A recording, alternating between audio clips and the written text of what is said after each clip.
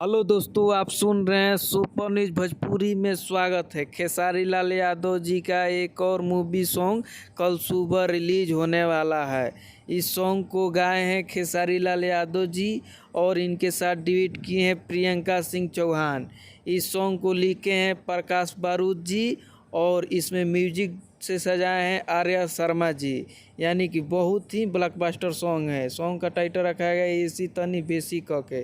क्या unique title रखा गया है। यानी कि TF फिल्म जब भोजपुरी यूट्यूब चैनल के माध्यम से सुबह 5:45 में यानी कि 7 अक्टूबर सुबह 5:45 में रिलीज होने वाला है। जाइए इस सॉन्ग को खूब सारे प्यार आशीर्वाद दीजिए और बहुत ही ब्लॉकबस्टर सॉन्ग कीजिए।